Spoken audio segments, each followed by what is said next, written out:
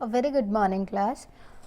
हम आज स्टार्ट कर रहे हैं इंटीग्रेबिलिटी ऑफ मोनोटॉनिक फंक्शन। इसके अंदर हमारे पास सिर्फ एक ही थ्योरम आती है, ठीक है। मतलब मोनोटॉनिक फंक्शन कब इंटीग्रेबल होंगे हम इसकी कंडीशन पढ़ने वाले हैं। So the theorem states that कि every bounded monotonic function is integrable. तो हमारे पास हर बाउंडेड मोनोटॉनिक फंक्शन इंटीग्रेबल होगा। दैट मीन्स मोनोटॉनिक फंक्शन कब इंटीग्रेबल होंगे, जब वो बाउंडेड होंगे, ठीक है। तो अब इसके प्रूफ के लिए स्टार्ट करते हैं। फर्स्ट देखो, अगर वो मोनोटॉनिक है तो या तो वो इंक्रीजिंग होगा या फिर डिक्रीजिंग होगा, है ना। यही हो सकता है, या तो हमारे पास इंक्रीजिंग बनेगा या फिर हमारे पास डिक्रीजिंग बनेगा। तो हम जो बात कर रहे हैं एक एक करके बात करेंगे। So the first case is F is monotonically non decreasing. देखो, मैं यहाँ पे डायरेक्टली इंक्रीजिंग भी लिख सकती थी, बट नॉन डिक्रीजिंग का क्या मतलब है। नॉन डिक्रीजिंग में कांस्टेंट प्लस इंक्रीजिंग दोनों आ जाएंगे। ये इसलिए लिखा है बिकॉज आपकी बुक में ना नॉन डिक्रीजिंग वर्ड ही लिखा है, फिर आप कंफ्यूज हो जाते हैं।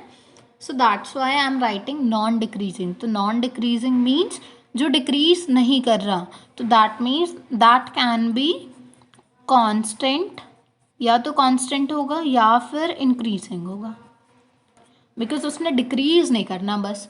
तो या तो वो जैसा है वो वैसा ही रहेगा, कांस्टेंट रहेगा, या फिर वो इंक्रीज करेगा। ओके, सो मैंने ये लेट कर लिया। If it is monotonically non decreasing, देखो जब हमारे पास फंक्शन इंक्रीजिंग होता है तो क्या बात होती है। अगर हमारे पास कोई एक्स होता है जो इन दोनों के बीच में से आ रहा होता है, तो हमारे पास इफ इज इंक्रीजिंग फंक्शन, तो हमारे पास a less than equals to f of a less than equals to f of x less than equals to f of b बनता है। और अगर फंक्शन डिक्रीजिंग होता है तो ये जो साइन है ये रिवर्स हो जाता है, ठीक है। ये साइन रिवर्स हो जाते हैं, यहाँ पे ग्रेटर देन आ जाता है इफ f इज डिक्रीजिंग। तो अभी हमने कैसा लिया है, कांस्टेंट और इंक्रीजिंग। तो पहले बात करते हैं, तो या तो इक्वल हो सकता है। कांस्टेंट कब होगा, जब f of a equals to f of x equals to f of b बनेगा। तो हमने दोनों वाले केस ले लिए, लेस देन इक्वल्स टू वाला ले लिया, ठीक है। तो इसलिए हमारे पास इसके अंडर दोनों आ गए, नॉन डिक्रीजिंग, इंक्रीजिंग भी आ गया। इंक्रीजिंग में सिर्फ अगर मैं एग्जैक्टली बताऊँ ना कि व्हाट इज इंक्रीजिंग, तो हम लेते हैं a less than x less than b, then f of a less than f of x and less than f of b। ये होता है इंक्रीजिंग के लिए जस्ट। तो ये मोनोटॉनिकली इंक्रीजिंग के लिए ये बात लगती है हमारे पास। तो ये इक्वल वाला साइन आ गया। अगर f of a equals to f of b है तो ये फंक्शन कैसा होगा, कांस्टेंट होगा ना। तो अगर फंक्शन कांस्टेंट है तो हमने पढ़ी है थ्योरम कि every constant function is integrable. Her constant function close interval के ऊपर अगर वो डिफाइन है तो ये इंटीग्रेबल होगा। तो ये इंटीग्रेबल आ गया a, b के ऊपर। मतलब अब हम इक्वल्स टू वाला केस तो लेके नहीं चलेंगे, इक्वल्स टू के लिए वी आर डन, हमने प्रूफ कर लिया। तो अब देखो, अब हमारे पास जो फंक्शन है वो कैसा है, इंक्रीजिंग है, और a b से छोटा है बिकॉज हमने क्लोज इंटरवल a, b लिया है। तो अगर a b से छोटा है तो फंक्शन इंक्रीजिंग है, तो f of a less than f of b आएगा। तो इसलिए हमने लेट किया कि f of a is less than f of b, ठीक है। अब हमें इंटीग्रेबिलिटी प्रूफ करनी है, तो हमें किधर जाना है, पार्टीशंस लेने हैं। पार्टीशंस लेने के बाद हमें अपर सम माइनस लोअर सम तक जाना है। अपर सम माइनस लोअर सम अगर हमने लेस देन एप्सिलॉन कर लिया तो हमारा काम हो जाएगा, ठीक है। सो अब देखो, if f of a equals to f of b वाला पार्ट तो हो गया था, हम यहाँ आ गए थे।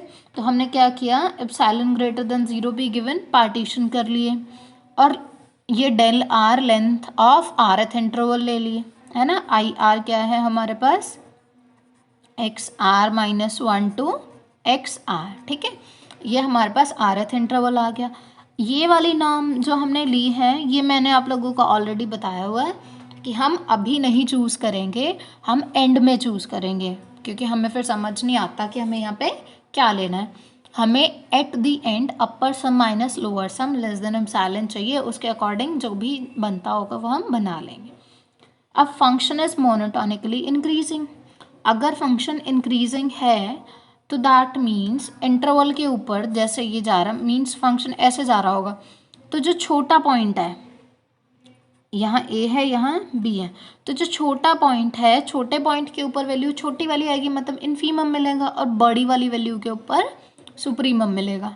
तो हमारे पास हमने बात किया सिर्फ आई आर इंटरवल के लिए, तो आई आर इंटरवल के ऊपर जो इन्फीमम मिलेगा वो कहाँ मिलेगा, छोटे वाले पॉइंट पे। आई आर क्या है, x r -1 to x r, मतलब इस पॉइंट के ऊपर जो फंक्शन की वैल्यू होगी वो इन्फीमम होगा, और इस पॉइंट के ऊपर जो फंक्शन की वैल्यू होगी वो सुप्रीमम होगा, बिकॉज फंक्शन इज इंक्रीजिंग।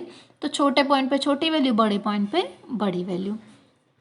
तो ये एम आर और कैपिटल एम आर लेट कर लिए, r varies from 1 to n। अब बात आती है upper sum minus lower sum find करने की। तो ये रही अपर सम की डिफाइन और ये रही लोअर सम की डिफाइन। मैंने डेल आर कॉमन ले लिया, तो m r capital m r क्या है, एफ ऑफ एक्स आर, और स्मॉल एम आर क्या है, F of x minus r. इतना हो गया। अब देखो अभी यहाँ पे भी रुक जाओ, अभी हम बात करते हैं इसके समेशन की। ये जो डेल आ रहा है हमने इससे लेस लिया था तो कोई बात नहीं, ये अभी मैंने लगा दिया, पर हम अभी बताएंगे कि ये कैसे आएगा। ठीक है, तो हमारे पास ये जो टर्म है ये हमने लिख ली। अब आर को 1 पुट करो। ठीक है, आर को 1 पुट किया तो क्या आ गया, ये F of x1 minus F of x0 है ना, और प्लस अब आर को क्या करो 2 पुट करो, तो 2 पुट किया तो f of x2 minus F of x1। अब आर को 3 पुट करो तो plus f of x3 minus F of x2 plus and so on, ऐसे चलेगा। तो x1 से x1 कैंसिल, ठीक है, x2 से x2 कैंसिल, तो बचेगा कौन, एक तो ये वाली टर्म बचेगी, एक सबसे लास्ट में बचेगी एफ ऑफ एक्स आर,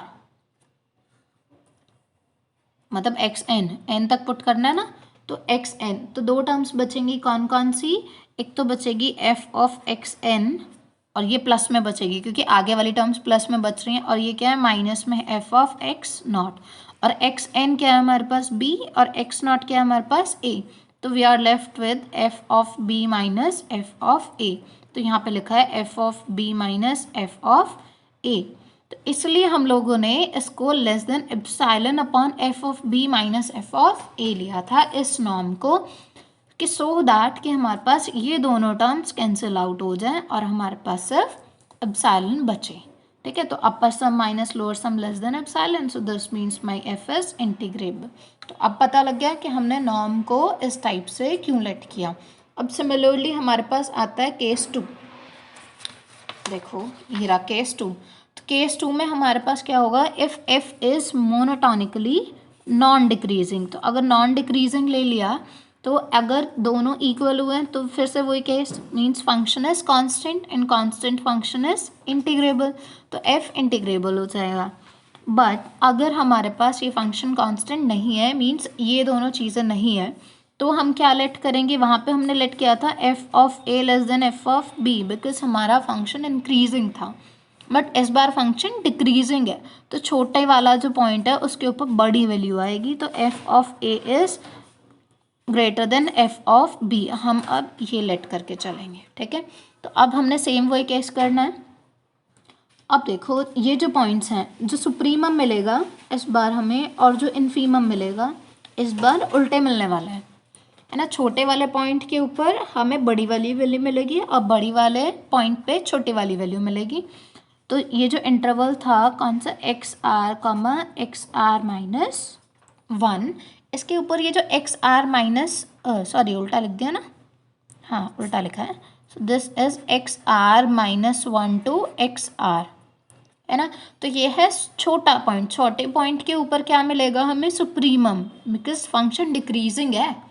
जैसे जैसे आप आगे जाते जाओगे वैल्यूज छोटी होती जाएंगी, तो जब हम आगे जाएंगे एट द एंड इस पॉइंट के ऊपर सबसे छोटी वैल्यू मिलेगी, तो ये क्या होगा, इन्फीमम। ठीक है, तो सुप्रीमम भी मिल गया और इन्फीमम भी मिल गया। ये समझ आ गया।